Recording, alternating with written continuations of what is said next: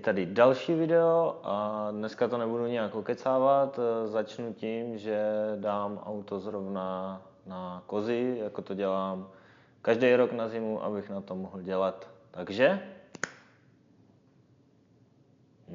to bylo rychlý. A když to mám už teďka takhle pěkně nachystaný, jako každý rok prostě na zimu, jak už jsem říkal, tak se teďka pustím do vytažení palubovky. Budu to dělat z několika důvodů. Za první potřebuji vytáhnout ten výparník od klimatizace a potom ještě potřebuju poopravovat nějakou elektriku. Ten Digifis Mini, co jsem si posledně zapojoval, tak tam potřebuji vyměnit dráty a budu zapojovat ten druhý Digifis Mini. Ještě nevím, pravděpodobně místo zvedání světel asi. To ještě nevím úplně jistě.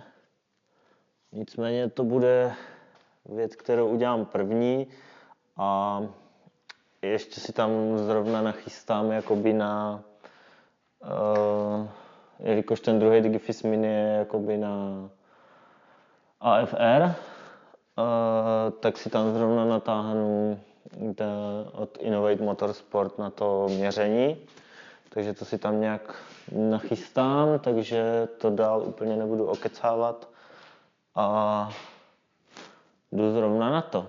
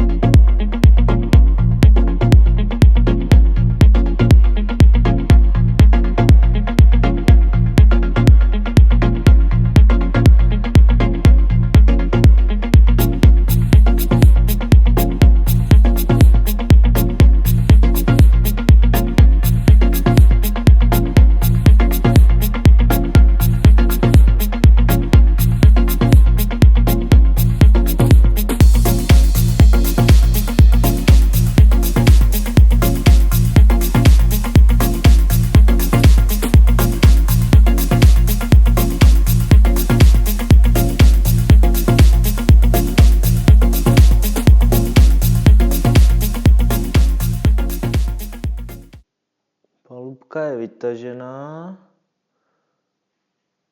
šlo to celkem dobře a teďka vlastně si vytáhnu to topení z toho, abych mohl vyndat ten výparník od klimy. Takže vyhážu tady ty trubky, ten rozvod toho vzduchu, ale toto šlo celkem dobře, takže cajk. A pustím se do toho výparníku, což znamená, že si tady vydělám expanzní ventil, ať to tam pak nemusím šudlat nějak. A musím povolit tady ty dva šrouby a ty dva šrouby, co jsou tady vlastně vzadu, ty dva šrouby. Tady ten držák taky sundám, ten už tam nebude potřeba. No a tady potom v tom udělám taky trošku pořádek nějaký. Filtr vytahovat nemusím, myslím. Takže teďka jdu vyndat ten výparník, no. Uvidíme, jak to bude. Asi dobře.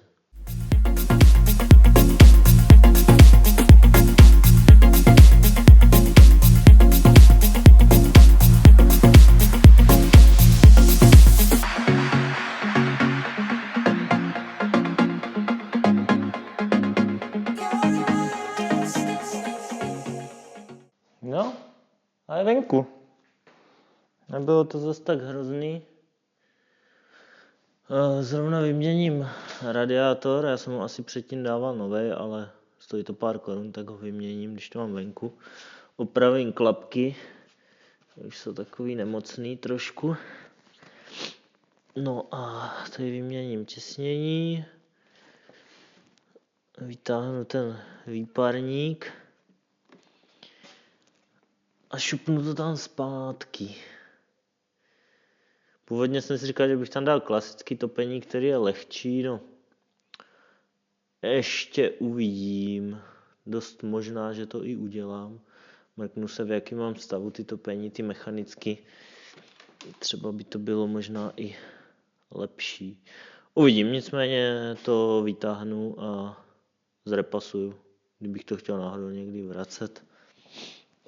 Takže topení venku, krámy, elektrika, toto, tamto. Aspoň si v tom udělám zase pořádek trošku. Jo, tak jdem pokračovat, no. Topení je venku, akorát nemám natočený, jak jsem to rozdělal, protože se mě vybila baterka, ale na co jsem přišel, že jsem to asi předtím nečistil, protože tady je pěkný bordel na výparníku. To nevadí, výparník půjde pryč. Toto vyčistím.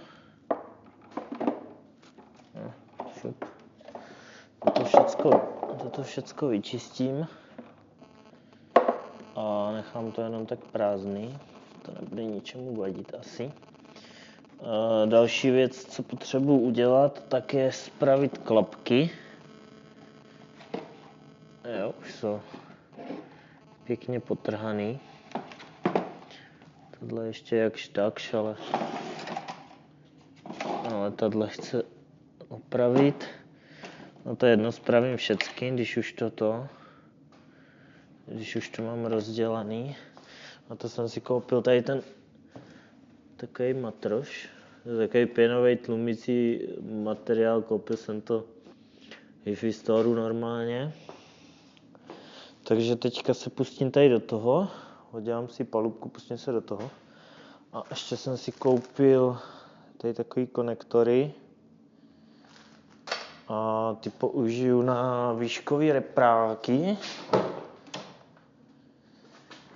Tady na toto. Tady na toto, protože chci potom tady tu elektriku vlastně, co jsou k vypínačům a takový, naskládat do palubky a dát to tam jakože celý s palubkou a jenom zapojit v pojistkovce. A prostě tady v tom musím udělat pořádek trošku. Pěkný bordel. No nic, jdem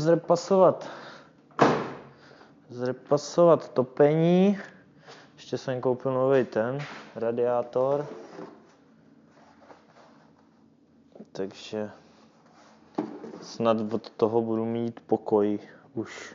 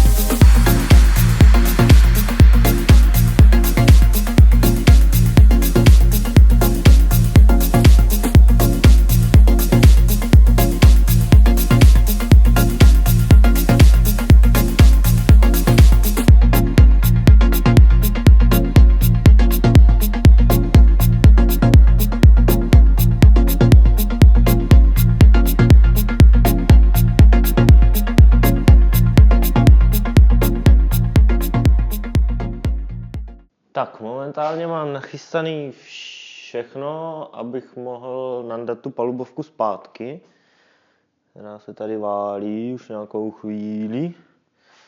Takže ji tam půjdu namontovat a to bude asi pro toto video všechno tak nějak. Teď jsem už to podíval, jaký byl bordel u toho výparníku, který jsem viděl. A vlastně takže viděl jsem výparník, vyměnil jsem radiátor topení a tak nějak jsem si tady nachystal další věci. Ono to sice nevypadá, ale udělal jsem si trošku pořádek v elektrice. Tady jsem si vlastně natáhl nový dráty na Digifize, na ty mini. Tak nějak jsem si to tady upravil trošku, nějaký kostry jsem dal nový a takové věci. Nachystal jsem si tady relátko na ty Digifiz mini, aby bylo na oba. A tady mám přípravu ještě na další relátko, to bude potom na ten kontroler.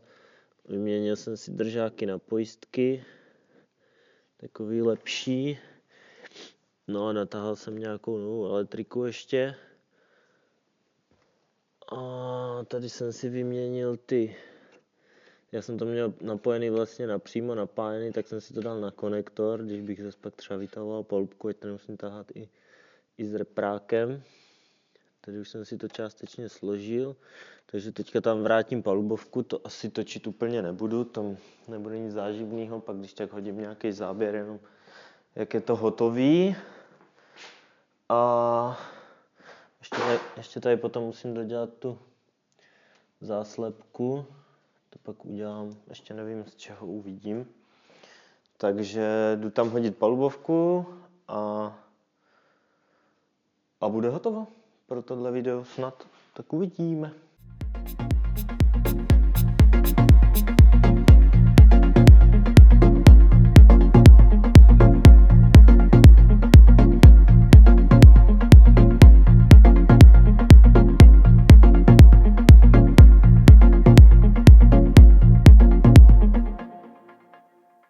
Takže palubku mám namontovanou zpátky.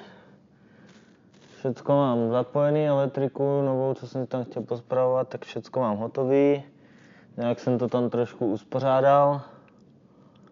A tím pádem to bude všechno pro toto video. A v příštím videu se podíváme tady na toto. Tímto se bude pokračovat příště.